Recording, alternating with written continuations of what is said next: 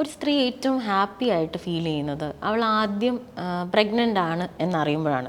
പലരും ഉപയോഗിക്കുന്ന ഒരു മാർഗം എന്ന് പറഞ്ഞാൽ നമ്മുടെ UPT കിറ്റ് അഥവാ കാർഡ് ടെസ്റ്റ് ആണ്.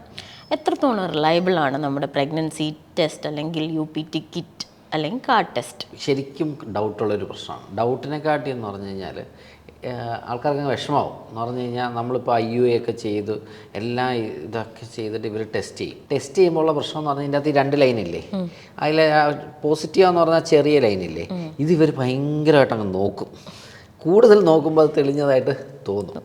അപ്പോൾ ഇവർ ഇത് വീക്ക്ലി പോസിറ്റീവായിട്ടൊക്കെ വിചാരിക്കും. എന്നിട്ട് എന്നെ രാവിലെ വിളിക്കും, ഡോക്ടറെ വീക്ക്ലി പോസിറ്റീവായി. ആക്ച്വലി എന്താണെന്ന് പറഞ്ഞാൽ ആ 2 ലൈനും നല്ല ഡാർക്കായിട്ട് കാണുമ്പോഴാണ് അത് പോസിറ്റീവ് എന്ന് പറയുന്നത്. ഡാർക്കായിട്ട് കാണണമെങ്കിൽ β-HCG നമ്മൾ ബ്ലഡ് ടെസ്റ്റ് 70-ന് മുകളിൽ പോകണമെന്നാണ്.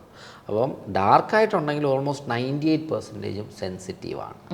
അപൂർവമായിട്ടേ കാർഡ് തെറ്റാറുള്ളൂ. പക്ഷേ ഒരു വീക്ക് പോസിറ്റിവിറ്റി മിക്കപ്പോഴും ഈ തെറ്റ് കാണാറുണ്ട്. കുറേ കൺഫ്യൂഷനും അതിൽ വരാറുണ്ട്. അപ്പം ഞാനെപ്പോഴും പറയുന്നത്, നിങ്ങൾക്ക് അങ്ങനെ ഒരു വീക്ക് പോസിറ്റീവായിട്ട് തോന്നുന്നോ, നിങ്ങൾ ലാബിൽ പോയി ബ്ലഡ് ടെസ്റ്റ് ചെയ്യൂ, β-HCG ടെസ്റ്റ് ചെയ്യൂ. അപ്പോൾ നമുക്കറിയാമല്ലോ, അതൊരു 10-ന് മുകളിലാണെങ്കിൽ നമുക്ക് പറയാമല്ലോ പ്രഗ്നൻ്റ് ആയിരുന്നു എന്നിട്ട് പോയതാണെന്നുള്ളത്. പീരീഡ് മിസ് ചെയ്ത് കഴിഞ്ഞാൽ എത്ര ദിവസത്തിലാണ് നമ്മൾ കാർഡ് ടെസ്റ്റ് ചെയ്യേണ്ടത്? നമ്മൾ യൂഷ്വലി β-HCG കണ്ടു തുടങ്ങുന്ന ഒരു 23rd ഡേ ഒക്കെ തൊട്ടാണ്, പീരീഡിൻ്റെ 23ാമത്തെ ദിവസം തൊട്ട്. എന്നാലും നമ്മൾ പറയുന്നത് 28 ഡേയ്സ് കഴിയുമ്പം തന്നെ നിങ്ങൾക്ക് റെഗുലർ സൈക്കിളുള്ള ഒരാൾക്കാണെങ്കിൽ ടെസ്റ്റ് ചെയ്യാം. പക്ഷേ അത് ഒരു 35 ദിവസം 40 ദിവസം സൈക്കിളുള്ള ഒരാളാണെന്ന് വിചാരിക്കുക. അങ്ങനെ ആകുമ്പോഴത്തേക്ക് ചിലപ്പോൾ പീരീഡ് മിസ് കഴിഞ്ഞാലും കുറച്ചധികം ദിവസം കഴിയുമ്പോഴായിരിക്കും കാണാൻ പറ്റുന്നത്. അപ്പോൾ ഈ പ്രഗ്നൻ്റ് ആയിക്കഴിഞ്ഞാൽ ഏറ്റവും കൂടുതൽ സ്ത്രീകൾ പറയുന്ന കംപ്ലയിൻ്റ് എന്ന് പറഞ്ഞാൽ ഷർദിലിനെ കുറിച്ചാണ്. അപ്പോൾ ഈ ഷർദിൽ കുറവാണെങ്കിൽ എന്തെങ്കിലും പ്രശ്നമുണ്ടോ? എന്തുകൊണ്ടാണ് ഛർദ്ദിക്കുന്നത് അല്ലേ? പ്രഗ്നൻസിയിൽ എന്തുകൊണ്ടാണ് ഛർദ്ദിക്കുന്നത്? β-HCG എന്ന് പറഞ്ഞൊരു ഹോർമോണാണ്. β-HCG എന്ന് പറഞ്ഞൊരു ഹോർമോൺ കൂടുന്നതനുസരിച്ച് നമ്മുടെ തലച്ചോറിൽ CTZ എന്ന് പറഞ്ഞൊരു സോണുണ്ട്. ആ സോണിൽ അവർ പോയി സ്റ്റിമുലേറ്റ് ചെയ്യും, ഛർദ്ദിക്കാനുള്ള തോന്നൽ വരും. ഒരാൾ ഛർദ്ദിക്കുമ്പോൾ എനിക്കും സന്തോഷമാണ്. കാരണം β-HCG എന്ന് പറഞ്ഞാണ് പ്രഗ്നൻസിയെ പ്രൊട്ടക്റ്റ് ചെയ്യുന്ന ഹോർമോൺ. അപ്പോൾ ആ പ്രൊട്ടക്റ്റ് ചെയ്യുന്ന ഹോർമോൺ കൂടുന്നതിൻ്റെ ലക്ഷണമാണല്ലോ ഛർദ്ദിൽ. പക്ഷേ ചിലവർക്ക് ഈവൻ β-HCG കൂടിയാലും ആ CTZ സോണിനെ അധികം സ്റ്റിമുലേറ്റ് ചെയ്യാത്തത് കൊണ്ടായിരിക്കാം അത്ര കണ്ട് ഛർദ്ദിൽ ഉണ്ടാവാറില്ല. അത് നമ്മൾ ടെൻഷൻ അടിക്കേണ്ട കാര്യമില്ല എന്ന് ഞാൻ പറയാറുണ്ട്. പിന്നെ അപൂർവം നമ്മൾ ഈ പ്രാക്ടീസ് ഇങ്ങനെ കുറേ പ്രാക്ടീസ് ചെയ്ത് കഴിയുമ്പോൾ നമ്മളിങ്ങനെ കാണും. എന്ന് പറഞ്ഞാൽ 2-3 ദിവസം വരെ ഭയങ്കരമായിട്ട് ഛർദ്ദിച്ചിരുന്ന നമ്മൾ പെട്ടെന്ന് നിർത്തുന്നു, പെട്ടെന്ന് കുറയുന്നു. അത് ചിലപ്പോൾ β-HCG കുറയുന്നതിൻ്റെതായിരിക്കാം, ഉറപ്പൊന്നുമില്ല, ആയിരിക്കാം. കൊറിയോകാർസിനോമ അല്ലെങ്കിൽ ഹൈഡാറ്റിഡിഫോം, ഈ എന്താണ് മുന്തിരിക്കുല ഗർഭം എന്നൊക്കെ പറയത്തില്ലേ, ഈ മുന്തിരിക്കുല ഗർഭത്തിലും ഇരട്ട കുട്ടികളുള്ള കേസിലും ചിലപ്പോൾ β-HCG വളരെ കൂടുതലുണ്ടാവുകയും അവർക്ക് കൂടുതലായിട്ട് അമിതമായിട്ട് ഛർദ്ദിലും കാര്യങ്ങളൊക്കെ ഉണ്ടാവാനുള്ള സാധ്യതയും ഉണ്ട്. ഇപ്പോൾ ഈ ട്വിൻസ് ആണ്, എന്നാൽ ഒട്ടും ഛർദ്ദിച്ചിട്ടില്ല, പ്രഗ്നൻ്റ് ടൈമിലും ഛർദ്ദിച്ചിട്ടേ ഇല്ല, അങ്ങനെയാണെങ്കിൽ കുഴപ്പമുണ്ടോ? ഇല്ല. ഇപ്പോൾ ഉദാഹരണം ഇപ്പോൾ അങ്ങനെ പറയാനുള്ള കാരണം എന്ന് വെച്ച് കഴിഞ്ഞാൽ എൻ്റെ വൈഫ് ഗോപി, അദ്ദേഹത്തിന് ഞങ്ങൾക്ക് ട്വിൻസായിരുന്നു. അദ്ദേഹം ഛർദ്ദിച്ചിട്ടില്ല. അദ്ദേഹം പറഞ്ഞത് ഈ 9 മാസത്തിൽ ഒരേ ഒരു തവണ ഛർദ്ദിച്ചത് ഞാൻ ബീഫ് മേടിച്ച് കൊടുത്തപ്പോഴാണ്. അപ്പോൾ ട്വിൻസാണ്, β-HCG കൂടി, പക്ഷേ ഛർദ്ദിച്ചില്ല. It's fine, normal. ഛർദ്ദിച്ചില്ലെങ്കിലും ഇപ്പോൾ കുഴപ്പമില്ല. ശരി. അപ്പോൾ എത്ര മാസം തൊട്ടായിരിക്കും വയററിഞ്ഞു തുടങ്ങുന്നത്? വയറില്ലല്ലോ എല്ലാവർക്കും കംപ്ലൈൻ്റ് ആണ്, വയറില്ല. വലിയൊരു കംപ്ലൈൻ്റ് ആണ്. ഡോക്ടറെ നാട്ടുകാരെല്ലാം പറയുന്നത് ഗർഭിണിയാണോ എന്ന് ചോദിക്കുന്നുണ്ട്. നിങ്ങൾ ആദ്യം മനസ്സിലാക്കേണ്ടത് നമ്മുടെ യൂട്രസ് വലുതായി വരുന്നു. ഒരു 20 വീക്സൊക്കെ ആകുമ്പോൾ പൊക്കിളിന് താഴെയാണ്. അതായത് 5-ാം മാസം വരെ പൊക്കിളിന് താഴെയാണ് നിൽക്കുന്നത്. അപ്പോൾ വയറിനൊന്നും ഒരു സ്കോപ്പില്ല. 6-ാം മാസം ആകുമ്പോൾ 20 to 24 വീക്സ് ആകുമ്പോഴാണ് പൊക്കിളിൻ്റെ ലെവലിലെങ്കിലും എത്തുന്നത്. മനസ്സിലായില്ലേ? അപ്പോൾ ഒരു 6 കഴിയും, അതുവരെയുള്ള വയറൊക്കെ നേരത്തെ ഉള്ള കുടവയറൊക്കെ തന്നെ ആയിരിക്കും, അവർ വയറുണ്ടെന്ന് വിചാരിക്കുന്നത്. ഒരു 6 കഴിയുമ്പോഴത്തേക്ക് ഒരു 7-ാം മാസമൊക്കെ ആകുമ്പോഴാണ് അത് ഒരു പ്രോമിനൻറ്റ് അബ്ഡോമിനൊക്കെ ആയിട്ട്. ഈ വയറിൻ്റെ ഷേപ്പ് അനുസരിച്ച് ആണാണോ പെണ്ണാണോ എന്ന് അറിയാൻ പറ്റുന്നത്? എനിക്കറിയാം, ഞാൻ നോക്കാറേ ഇല്ല. കുറേ പേര് ചോദിക്കും, ഡോക്ടറെ വയറിൻ്റെ ഷേപ്പ് ഇതാണ്, അനക്ക കിട്ടുന്നതാണ്. ഹാർട്ട് ബീറ്റാണ്. ഓടാണെങ്കിൽ ഇത്, ഈവൺ ആണെങ്കിൽ അത്. പക്ഷേ ഇതിലൊന്നും ഒരു കാര്യമില്ലെന്നാണ് എനിക്ക് തോന്നുന്നത്. ഒരു പ്രോബബിലിറ്റി ഇല്ല. പിന്നെ എനിക്ക് ആ ഒരു സസ്പെൻസ് എനിക്ക് ഭയങ്കര ഇഷ്ടമാണ്. ഞാൻ ഈ ഡെലിവറി എടുക്കുമ്പോൾ മിക്കപ്പോഴും ഈ ഹെഡ് ഡെലിവറി ചെയ്യുന്നതിന് തൊട്ട് മുന്നേ ഞാൻ ചോദിക്കും, ഇയാൾക്ക് ആൺകുട്ടിയാണോ പെൺകുട്ടിയാണോ എന്ന്. എനിക്ക് 99% കിട്ടിയേക്കുന്ന മറുപടി ആണാണെങ്കിലും കുഴപ്പമില്ല, പെണ്ണാണെങ്കിലും കുഴപ്പമില്ല എന്ന് തന്നെയാണ്. അത് ഭയങ്കര ഉള്ളിൽ നിന്ന് ഹെൽത്തി ബേബി മതി എന്നാണ്. 2 പേരും ഒക്കെ കണ്ടുപിടിച്ച് കാണും അപ്പോഴത്തേക്ക്. അതുകൊണ്ട് ആണും പെണ്ണും ഒന്നും എനിക്ക് അമ്മമാർക്കും അച്ഛന്മാർക്കും പ്രശ്നമില്ല, എനിക്കും പ്രശ്നമില്ലെന്ന് തന്നെയാണ് തോന്നുന്നത്. പ്രത്യേകിച്ച് ഞാൻ കണ്ട ഡെലിവറീസ്, അതായത് നമ്മുടെ കേരളത്തിലുള്ള ഡെലിവറീസ്, അവർക്കൊരു വിഷയമല്ല. ഈവൻ 3 പെൺകുട്ടികളുണ്ടായിട്ട് 4ാമത് പെൺകുട്ടികളുണ്ടെങ്കിൽ അവർക്ക് സന്തോഷം തന്നെയാണ്. ആൺകുട്ടികളോട് ഇച്ചിരി ഒരു പ്രശ്നമുണ്ടെന്ന് എനിക്ക് തോന്നാറുണ്ട്. അവർക്ക് പെൺകുട്ടികളോടാണ് കൂടുതൽ താല്പര്യം. അങ്ങനെയില്ല കേട്ടോ. ഇല്ല ഇല്ല ഇല്ല. വയറിന്റെ കാര്യം പറഞ്ഞപ്പോൾ ഒരു കാര്യം കൂടെ ചോദിച്ചോട്ടെ. ഈ വയറിൽ ഈ വര വീഴുന്നത് പലപ്പോഴും ഒരു പ്രശ്നമാണല്ലോ, സ്ട്രെച്ച് മാർക്സ് അല്ലെങ്കിൽ സ്ട്രയ. അത് പല കളറിലുണ്ട്, പല ഷേപ്പിലുണ്ട്. അപ്പോൾ ഈ വര വീഴുന്നത് എന്തുകൊണ്ടാണ്, അല്ല വര പ്രിവെന്റ് ചെയ്യാൻ ശരിക്കും എന്തെങ്കിലും മാർഗങ്ങളുണ്ടോ? വര വീഴുന്നത് നമ്മുടെ സ്വാഭാവികമായിട്ടും സ്ട്രെച്ച് മാർക്സ് തന്നെയാണല്ലോ. വയറ് വലുതാകുമ്പോൾ സ്ട്രെച്ച് ചെയ്യുന്നു, സ്വാഭാവികമായിട്ടും അത് നമുക്ക് ഒരു ജിമ്മിൽ പോകുന്നൊരു വ്യക്തിയാണെങ്കിൽ നമ്മൾ ബൈസെപ്സ് ഒക്കെ ചെയ്യുന്നു, അവർക്കും ഇവിടെ ആക്സിലയിലൊക്കെ ഇങ്ങനെ സ്ട്രയ വരാറുണ്ട്. പിന്നെ കുറച്ച് ഹോർമോൺ ഡിപ്പെൻഡൻ്റ് ആണ്. പിന്നെ കൂടുതലും ആ സ്കിൻ ഡിപ്പെൻഡൻ്റ് ആണ്. ആ പെർട്ടിക്കുലർ സ്കിൻ, ആ വ്യക്തിയുടെ സ്കിന്നിൻ്റെ സ്വഭാവവും ഈ സ്ട്രയ കൂടുതലായിട്ട് വരാനുള്ള കാരണമായിട്ടുണ്ട്. എങ്ങനെ ഒഴിവാക്കാമെന്ന് പറഞ്ഞു കഴിഞ്ഞാൽ അതിന് കുറച്ച് ക്രീംസ് ഉണ്ട് അവൈലബിളായിട്ട്, മാർക്കറ്റിൽ അവൈലബിളായിട്ട്. അത് ഉപയോഗിച്ച് നോക്കാം. ഒരു പരിധി വരെ കുറയുന്നതൊക്കെ ആയിട്ട് കാണുന്നുണ്ട്. വലിയ സംഭവമൊന്നുമില്ല. ചൊറിഞ്ഞാൽ കൂടൂ വര? ചൊറിയുന്നത് എപ്പോഴും ആ സ്കിൻ വലിയുന്നത് കൊണ്ടാണ് ആ ഇച്ചിങ് വരുന്നത്. അപ്പോൾ ചൊറിയുണ്ടാകുന്ന നമുക്ക് പറയാനും പറ്റത്തില്ല. അപ്പോഴത്തേക്കും നമ്മൾ കൂടുതലും ഈ ഇമോളിയൻസും മോയ്സ്ചറൈസിങ് ക്രീമൊക്കെ ഉപയോഗിക്കാൻ പറയും. അത് ഉപയോഗിക്കുമ്പോൾ ആ ഒരു വലിയുന്നത് മൂലമുള്ള ഡ്രൈനെസ് കുറയും. അപ്പോൾ ഇച്ചിങ് ടെൻഡൻസിയും അവർക്ക് കുറയുന്നതായിട്ട്. അതിൻ്റെ കാര്യം പറഞ്ഞപ്പോഴാണ് ഈ ചൊറിച്ചിൽ, വയറ് വലുതാവുമ്പോൾ ഉള്ള ചൊറിച്ചിൽ നോർമലാണോ? അത് കഴിഞ്ഞിട്ട് ചൊറിച്ചിൽ കൂടുതലാണെങ്കിൽ നമ്മൾ എന്തൊക്കെ ശ്രദ്ധിക്കണം? അത് പ്രൂറൈറ്റിസ് ഇൻ പ്രഗ്നൻസി എന്ന് പറയും. അതൊരു വലിയ ടോപ്പിക്കാണ്. കാരണം ഒരു നോർമൽ ഒരു സ്ത്രീക്ക് എപ്പോഴും ചൊറിച്ചിലുണ്ടാവാം, വലിയുന്നതിൻ്റെ ഉണ്ടാവാം. അല്ലാതെ കുറച്ചും കൂടെ അങ്ങോട്ട് പോകുന്നതനുസരിച്ച് നമ്മുടെ ലിവർ ഫെയിലിയർ, AFLP എന്ന് പറഞ്ഞ കണ്ടീഷൻ, ഹെൽപ്പ് എന്ന് പറഞ്ഞ കണ്ടീഷൻ, ഇതൊക്കെ ലിവറിനെ, പ്രഗ്നൻസിയിൽ കരളിനെ ബാധിക്കുന്ന കണ്ടീഷൻസാണ്. പ്രഷറൊക്കെ മൂലം ഉണ്ടാകുന്ന കണ്ടീഷൻസാണ്. ഇങ്ങനെയുള്ള കണ്ടീഷനിൽ ലിവറിൻ്റെ പ്രവർത്തനം കുറയുമ്പോൾ നമുക്ക് ഇച്ചിങ് ആയിട്ട് വരാം. അപ്പോൾ ഒരു പേഷ്യൻ്റ്, ഒരു BP ഉള്ളൊരു പേഷ്യൻ്റ്, ഒരു റിസ്ക് ഫാക്ടർ ഉള്ളൊരു പേഷ്യൻ്റ് വരുന്നു പറയുകയാണ് നല്ല ഇച്ചിങ് ഉണ്ട്, അപ്പോൾ നമ്മൾ കെയർഫുൾ ആവണം. നമ്മുടെ തലയിൽ ഇത് ഓടണം. അത് ഇനി ലിവറിനെ, അപ്പോൾ നമ്മൾ തീർച്ചയായിട്ടും അവരുടെ ലിവർ എൻസൈംസ് ഒക്കെ ഒന്ന് ടെസ്റ്റ് ചെയ്ത് നോക്കണം. അത് കഴിഞ്ഞിട്ട് ഇപ്പോൾ പ്രഗ്നൻ്റ് ആണെന്ന് ഡിറ്റക്ട് ചെയ്ത് കഴിഞ്ഞാൽ പിന്നെ അടുത്ത എന്ന് പറഞ്ഞു കഴിഞ്ഞാൽ ഡോക്ടറിനെ കാണുക എന്നുള്ളതാണ്. ഡോക്ടറിനെ കണ്ടു കഴിഞ്ഞാൽ ആദ്യം ചെയ്യുന്നത് കുറച്ച് സ്കാനുകൾ അല്ലേ? അപ്പോൾ എത്ര സ്കാൻ മിനിമം നമ്മളൊരു പ്രഗ്നൻസിയിൽ ചെയ്തിരിക്കണം? എത്ര സ്കാൻ എന്ന് പറഞ്ഞാൽ മിനിമം എന്ന് പറയാം, ഞാൻ പറയും 4 സ്കാൻ മിനിമം ചെയ്യണം. ഏതൊക്കെയാണെന്ന്, ഒരു പ്രഗ്നൻ്റ് ആയി വരുന്നു, ആദ്യം നമ്മൾ സ്കാൻ ചെയ്യില്ല. നമ്മളൊരു 6 വീക്സ് 7 വീക്സ് ഒക്കെ ആകുമ്പോൾ വരാൻ പറയും. അതായത് ഒരു 2 മാസമൊക്കെ അടുപ്പിച്ച് വരാൻ പറയും. അപ്പോൾ നമ്മൾ ആദ്യത്തെ സ്കാൻ ചെയ്യുന്നു. എന്തിനാണ് സ്കാൻ ചെയ്യുന്നത്? കുഞ്ഞ് എവിടെയാണ് കിടക്കുന്നത്, ഗർഭപാത്രത്തിൽ തന്നെയാണോ കിടക്കുന്നത്, ട്യൂബിൽ വല്ലതും ആണോ കിടക്കുന്നത്, ഹാർട്ട് ബീറ്റ് ഉണ്ടോ തുടങ്ങിയുള്ള കാര്യങ്ങൾ, ഡേറ്റിംഗ് നമ്മൾ ഡേറ്റ് ആയിട്ട് കറസ്പോണ്ട് ആകുന്നുണ്ടോ, ഈ 4 കാര്യങ്ങൾ നമുക്ക് ആദ്യത്തെ സ്കാനിൽ അറിയാൻ പറ്റും.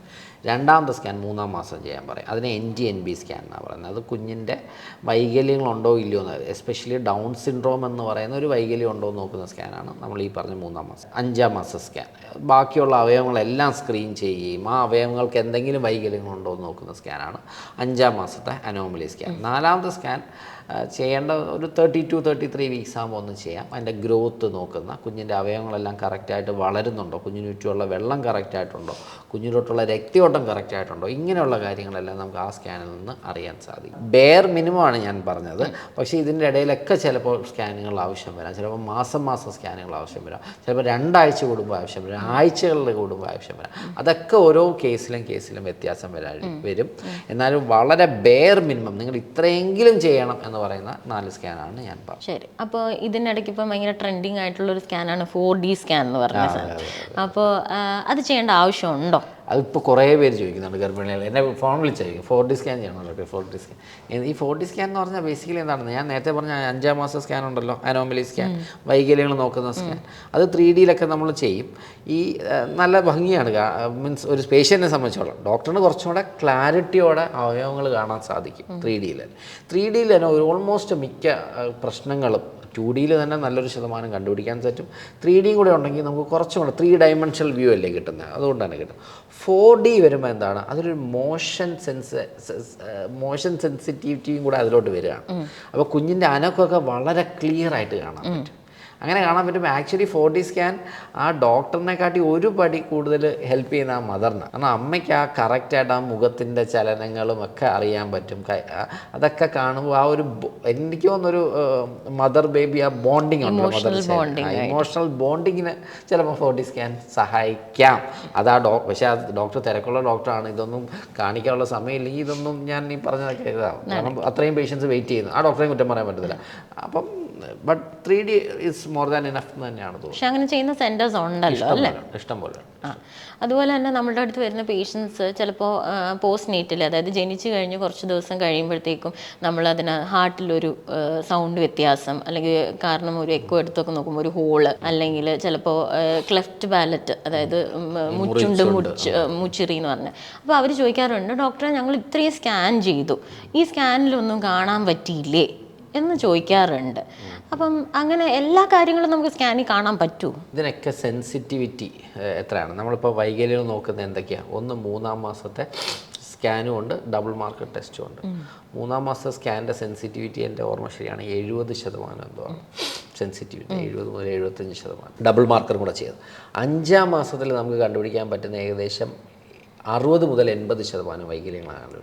അപ്പോഴും നമുക്ക് 20% വൈകല്യങ്ങൾ നമുക്ക് അറിയാൻ പറ്റുന്നില്ല, ഒരു സ്കാനിങ്ങിൽ മിസ്സാവുന്നുണ്ട്. അപ്പോൾ അത് പേഷ്യൻ്റ് മനസ്സിലാക്കണം, അതിനൊരു പരിധിയുണ്ട്. പക്ഷേ എത്രയോ കുട്ടികളുടെ ഈ വൈകല്യങ്ങൾ കറക്റ്റ് കണ്ടുപിടിക്കുകയും കറക്റ്റ് കറക്റ്റ് ചെയ്യാൻ പറ്റുന്നതാണെങ്കിൽ അങ്ങനെ ചെയ്യുകയും കറക്റ്റ് ചെയ്യാൻ പറ്റാത്തവയാണെങ്കിൽ അബോർഷൻ ചെയ്യാൻ സാധിക്കുകയും ചെയ്യുന്നത് എത്രയോ കുട്ടികളുടെ അല്ലേ? നമുക്ക് എത്രയോ പേരൻസിൻ്റെ ജീവിതം അതുകൊണ്ട് നമുക്ക് രക്ഷപ്പെടുത്താൻ സാധിച്ചിട്ടുണ്ട്. അപ്പോൾ സ്കാനിങ് തീർച്ചയായിട്ടും ചെയ്യണം, പക്ഷേ 100% ആണോ എന്ന് തോന്നുന്നു കഴിഞ്ഞാൽ 100 പോയിട്ട് ഒരു 80% നമുക്ക് പറയാൻ സാധിക്കും. അതിനും അതിൻ്റെതായ ലിമിറ്റേഷൻസ് ഉണ്ട് അല്ലേ? വോമിറ്റിങ്ങിനെ കുറിച്ച് പറഞ്ഞു, വയറിനെ കുറിച്ച് പറഞ്ഞു. എന്തെങ്കിലും ഫുഡുകൾ ഈ ആദ്യത്തെ 2-3 മാസം കഴിക്കുന്നത് നമ്മൾ അവോയ്ഡ് ചെയ്യണമെന്ന് പറയുന്നതിൽ കാര്യമുണ്ടോ? ഇതൊക്കെ വളരെ കോമൺ ക്വസ്റ്റ്യൻസ് തന്നെ അല്ലേ? നമ്മുടെ ആദ്യം ചോദിക്കുന്നത് ആദ്യത്തെ ഫസ്റ്റ് കാർഡ് പോസിറ്റീവായിട്ട്, പ്രത്യേകിച്ച് ട്രീറ്റ്മെൻ്റ് ഒക്കെ എടുത്ത് നമ്മുടെ കാർഡ് പോസിറ്റീവ്, ഡോക്ടറെ എന്തൊക്കെ കഴിച്ചുകൂടാ ഡോക്ടറെ? കഴിക്കാവുന്നതിനെക്കാട്ടി ചോദിക്കുന്നത് കഴിച്ചുകൂടാ ഡോക്ടറെ? ആക്ച്വലി അങ്ങനെ ഒന്നുമില്ല, എല്ലാം കഴിക്കാം. ഈവൻ പൈനാപ്പിൾ കഴിക്കാം. പിന്നെ ഞാൻ 2-3 സ്റ്റഡീസ് വായിച്ചത് പപ്പായ, നമ്മുടെ പച്ച കപ്പയ്ക്ക കഴിക്കുന്നത് 4 കിലോ പപ്പായൊക്കെ കഴിച്ചു കഴിഞ്ഞാൽ പപ്പായ എന്ന് പറഞ്ഞൊരു ഹോർമോൺ ഉണ്ടാവുകയും അത് യൂട്രസ് കൺട്രാക്ഷൻ ഉണ്ടാകും. 4 കിലോ പോയിട്ട് നമ്മളൊന്ന് ആലോചിച്ച് പച്ച പപ്പായ എപ്പോഴാണ് കഴിക്കുന്നത്? ഒരു ഇച്ചിരി തോരൻ ഉണ്ടാക്കിയത് അത് കഴിച്ചത് കഴിക്കാൻ പറ്റത്തില്ല. അപ്പോൾ അതൊന്നും ഇച്ചിരി കഴിച്ചെന്ന് പറഞ്ഞ പ്രശ്നമൊന്നും ഉണ്ടാവില്ല. ഈവൻ പൈനാപ്പിൾ കഴിക്കാം. പിന്നെ സംശയം ഡേറ്റ്സ് കഴിക്കാം. ഈ 3 കാര്യങ്ങളാണ് തോന്നുന്നത് ഏറ്റവും കൂടുതൽ ഡൗട്ടുള്ള കാര്യങ്ങൾ. പിന്നെ പോംഗ്രനേറ്റ് കഴിക്കാം. എനിക്കൊന്ന് അതിൻ്റെ റെഡ് കളറാണ് വിഷയം, തോന്നുന്നു ബ്ലീഡിങ് ഉണ്ടാകുമെന്നുള്ള സംശയം, അതും കഴിക്കാം. ഇതൊക്കെ തീർച്ചയായിട്ടും കഴിക്കാം. ഞാൻ പറയുന്നത് ഗർഭിണികൾ എക്സ്ട്രാ ഭക്ഷണം ഒന്നും കഴിക്കരുത്. ആദ്യത്തെ ഒരു 4-5 മാസമാണ് ഞാൻ പറയുന്നത്. അവരെന്താണോ കഴിച്ചുകൊണ്ടിരിക്കുന്നത് അത് തന്നെ കഴിക്കുക, നല്ല ഭക്ഷണം കഴിക്കുക, ജങ്ക് ഫുഡും കഴിവതും ഒക്കെ ഒഴിവാക്കുക, കാർബണേറ്റഡ് ഡ്രിങ്ക്സ്, കഫീന് തീർച്ചയായിട്ടും. ഓക്കെ. അപ്പോൾ ഈ ഡേറ്റ്സിൻ്റെ മോമോഗ്രാനൈറ്റിൻ്റെ കാര്യം പറഞ്ഞപ്പോൾ ഈ അയണും കാൽഷ്യം ടാബ്ലറ്റും മസ്റ്റായിട്ട് കഴിച്ചിരിക്കണം എന്ന് പറയുന്നുണ്ടല്ലോ. അപ്പം അങ്ങനെ മസ്റ്റായിട്ട് കഴിക്കേണ്ട മെഡിസിൻ എന്നും പറഞ്ഞു പ്രഗ്നൻസിയിൽ മെഡിസിൻസ് ഉണ്ടോ? പ്രഗ്നൻ്റ് ആകുന്ന സമയത്ത് അമ്മയ്ക്കും കുഞ്ഞിനും ആവശ്യമുള്ള അയൺ നമുക്ക് ഭക്ഷണത്തിൽ നിന്ന് എടുക്കാൻ എപ്പോഴും തികയണം എന്നില്ല. അപ്പോൾ നമ്മൾ അയൺ കുറച്ച് സപ്ലിമെൻറ്റ് ചെയ്യുന്നത് നല്ലതല്ലേ? അതേപോലെ തന്നെയാണ് calcium almost 1200 milligram of calcium. Iron എൻ്റെ ഓർമ്മ ശരിയാണെങ്കിൽ 25 മില്ലിഗ്രാം ഓഫ് അയൺ വേണം എന്നാണ്. പക്ഷേ ഭക്ഷണത്തിൽ നിന്ന് നമുക്ക് 8-10 മില്ലിഗ്രാമേ കിട്ടത്തുള്ളൂ. അപ്പോൾ നമുക്കത് സപ്ലിമെൻറ്റ് ചെയ്യേണ്ടതായിട്ട് വരാം. അതേപോലെ തന്നെയാണ് കാൽഷ്യം. അപ്പം നമുക്ക് അതിൻ്റെ സപ്ലിമെൻറ്റ് ചെയ്ത് കൊടുക്കാം. ഒരു 4 മാസമൊക്കെ കഴിയുമ്പോഴാണ് യൂഷ്വലി സ്റ്റാർട്ട് ചെയ്യുന്നത്. പക്ഷേ ഞാൻ കേരളത്തിൽ കണ്ടത് വെച്ചിട്ട് അത്ര വലിയ അയൺ ഡെഫിഷ്യൻസി ഒന്നും ഈ പുറത്തെ സ്റ്റേറ്റ്സുമായിട്ട് കമ്പയർ ചെയ്യുമ്പം ഇല്ല. മിക്കവരുടെയും ഹീമോഗ്ലോബിൻ 11-12 ആ റേഞ്ചിൽ തന്നെ കാണാറുണ്ട്. കാരണം നല്ല ഭക്ഷണമാണ് നമ്മുടെ കേരളത്തിലെ ആൾക്കാർ കഴിക്കുന്നത്. നല്ല ഭക്ഷണം ഇൻ ദ സെൻസ് അവർക്കറിയാം ഇന്ന ഭക്ഷണം കഴിച്ച് കഴിഞ്ഞാൽ രക്തം കൂടും, ഇന്ന ഭക്ഷണം കഴിച്ച് കഴിഞ്ഞാൽ കാൽഷ്യം കൂടേണ്ട കാര്യങ്ങൾ, അതെല്ലാം കറക്റ്റായിട്ട് കഴിക്കുന്നതുകൊണ്ട് തന്നെ അയണിൻ്റെ ഗുളിക ഒരു 2-3 ദിവസം ഒന്നും മുടങ്ങിയെന്ന് പറഞ്ഞൊന്നും വലിയ പ്രശ്നങ്ങൾ ഉണ്ടാവാറില്ല. ചോദിക്കാൻ കാരണം എന്ന് പറഞ്ഞാൽ അയൺ കഴിക്കാൻ ഭയങ്കര ബുദ്ധിമുട്ടാണ്. പക്ഷേ ഇപ്പം കുറച്ച് വേറെ പ്രിപ്പറേഷൻസ് വന്നിട്ടുണ്ട്, കുറച്ചുകൂടെ ഈസിലി സ്വാലോബിൾ പാലറ്റബിൾ ആയിട്ടുള്ള കുറച്ച് എങ്ങനെ ഒഴിവാക്കാം എന്നാണ്. ചിലവർ മൈൻഡ് അവരിങ്ങനെ വന്നിരിക്കും, അയൺ കഴിക്കുന്നുണ്ടോ അവരെന്നെ നോക്കി ചിരിക്കും, അപ്പോഴേ അറിയാം തൊടാറേ ഇല്ല. പക്ഷേ ഹീമോഗ്ലോബിൻ നോക്കുമ്പോൾ 12 കാണും. പക്ഷേ ഈ കോമ്പിനേഷനിൽ വരുന്ന ഫോളിക് ആസിഡ് എന്നെ സംബന്ധിച്ചിടത്തോളം എനിക്ക് തോന്നുന്നുണ്ട് മദേഴ്സ് എല്ലാം കഴിക്കണമെന്ന്. Iron and folic acid tablet ആണല്ലോ വരുന്നത്. ഫോളിക് ആസിഡ് എപ്പോഴും എനിക്ക് തോന്നുന്നു 1 month, എനിക്ക് തോന്നുന്നല്ല, സ്റ്റഡീസ് പറയുന്നത് 1 month prior to pregnancy. Pregnant ആവുന്നതിന് 1 മാസം മുന്നേ ഫോളിക് ആസിഡ് ടാബ്ലറ്റ് കഴിച്ചു തുടങ്ങി. അങ്ങനെ ആവുമ്പോഴാണ് കുഞ്ഞിന് നട്ടെല്ല് സംബന്ധമായ സ്പൈനൽ കോഡ് ഡിഫക്റ്റുകൾ കുറയാൻ സഹായിക്കുന്നത്. അത് പ്രൂവൺ കാര്യമാണ്. അത് തീർച്ചയായിട്ടും അത് അങ്ങനെ തന്നെ ചെയ്യണം. അതുകൊണ്ട് തന്നെ എന്നാണ് പ്രഗ്നൻ്റ് ആവുന്നത് നമുക്ക് അറിയാൻ പറ്റില്ല. പ്രത്യേകിച്ച് അപ്പം ഒരു ഫെർട്ടിലിറ്റി ട്രീറ്റ്മെൻറ്റ് എടുക്കുന്നവരെല്ലാവരും തന്നെ ഫോളിക് ആസിഡ് കഴിക്കാറുണ്ട്. പക്ഷെ അതൊന്നും സ്ഥിരമായിട്ട് എല്ലാ ദിവസവും കഴിക്കണോ അങ്ങനെയൊന്നുമില്ല. നിങ്ങൾക്ക് മറന്നു പോയിക്കോട്ടെ, അതൊന്നും വിഷയമുള്ള കാര്യമാണ്. പ്രിപ്പയർ ചെയ്യുവാണെങ്കിൽ നമ്മളിപ്പോൾ ശരി കൺസീവ് ചെയ്യാൻ ആകെ ഒരു ഉദ്ദേശിക്കുന്നുണ്ടെങ്കിൽ ഫോളിക് ആസിഡാണ്. പക്ഷെ ചിലവർ തെറ്റിദ്ധരിക്കപ്പെടും. അവർ വിചാരിക്കുന്നത് ഈ ഫോളിക് ആസിഡ് കഴിക്കുന്നത് കുട്ടിയാകാൻ സഹായത്തിന് വേണ്ടിയിട്ടാണ്. പക്ഷെ അങ്ങനെയല്ലല്ലോ. കുട്ടിക്ക് ഈ പറഞ്ഞ ഡിഫക്റ്റ് ജനിതക വൈകല്യങ്ങൾ വരാനുള്ള മിഡ് ലൈൻ ഡിഫക്ട്സ് കുറയ്ക്കും. ഓക്കെ, അങ്ങനെയാണെങ്കിൽ വേറെ എന്തെങ്കിലും മെഡിസിൻസ് ഇപ്പം കുറച്ച് പേര് പറയാറുണ്ടല്ലോ, ഹോർമോണിൻ്റെ മരുന്ന് തന്നു, ഉറയ്ക്കാനുള്ള മരുന്ന് തന്നു, അതെല്ലാം ആവശ്യമാണോ? എല്ലാ പ്രഗ്നൻസിക്കും ആവശ്യമാണോ അങ്ങനത്തെ മെഡിസിൻസ്? ഞാൻ എല്ലാവർക്കും കൊടുക്കും എന്ന് പറയാനുള്ള എന്ന് പറഞ്ഞാൽ ബേസിക്കലി പ്രൊജസ്ട്രോൺ അല്ലേ. പ്രൊജസ്ട്രോൺ നമ്മൾ കുറേ ടാബ്ലറ്റുകളുടെ പേര് പറയും. പ്രൊജസ്ട്രോൺ ഞാൻ കൊടുക്കുന്നതെന്ന് പറഞ്ഞാൽ എൻ്റെ പ്രഗ്നൻ്റ് ആവുന്ന പേഷ്യൻസ് എല്ലാം മിക്കപ്പോഴും ഫെർട്ടിലിറ്റി ട്രീറ്റ്മെൻറ്റ് കഴിഞ്ഞ് പറ്റുന്നുണ്ടാവില്ല. അപ്പോൾ 99%. അപ്പോൾ 90%. അപ്പോൾ അവർക്കൊക്കെ ചിലപ്പോൾ ഒരു ലൂട്ടിയൽ ഒരു പ്രൊജസ്ട്രോൺ ഡെഫിഷ്യൻസി ഉണ്ടാവാനുള്ള സാധ്യതയുണ്ട്. സാധ്യത ഇല്ലാതെ നമ്മൾ കൊടുക്കാതെ ഒരു ബ്ലീഡിങ് കഴിഞ്ഞാൽ ആ പേഷ്യൻ്റ് ആദ്യം ചോദിക്കും, ഡോക്ടറെ ഉറക്കാനുള്ള ഗുളിക പോലും എനിക്ക് തന്നില്ലല്ലോ എന്നായി. അപ്പം എനിക്ക് കൊടുക്കാതെ നിർവാഹമില്ല. ആക്ച്വലി കൊടുക്കേണ്ട എല്ലാ കേസിലും കൊടുക്കേണ്ട ആവശ്യമുണ്ടോ? അങ്ങനെയൊന്നുമില്ല. പക്ഷേ IVF എടുക്കുന്ന ഒരു പേഷ്യൻ്റ് തീർച്ചയായിട്ടും ആ ഡ്രഗ്സ് എല്ലാം കറക്റ്റായിട്ട് എടുക്കണം. ഒരു നോർമലി കൺസീവ് ആയ ഒരാൾ, ഞാൻ പറഞ്ഞ ട്രീറ്റ്മെൻറ്റ് ഒന്നും എടുക്കാതെ നോർമലി കൺസീവ് ആയ, വേറെ അബോർഷൻ ഹിസ്റ്ററി ഒന്നും ഇല്ലാത്ത ഒരാൾ കഴിക്കേണ്ട ഒരു ആവശ്യമില്ല. മൾട്ടിപ്പിൾ പ്രഗ്നൻസി കഴിക്കണം. മൾട്ടിപ്പിൾ പ്രഗ്നൻസിയും കഴിക്കാൻ പറയുന്നില്ല, ഇവിടെ പ്രൊജസ്ട്രോൺ കഴിക്കാൻ പറയുന്നില്ല. പക്ഷേ നമ്മളൊരു ചെറിയ സ്പോട്ടിങ് ഒക്കെ കാണുകയാണ്.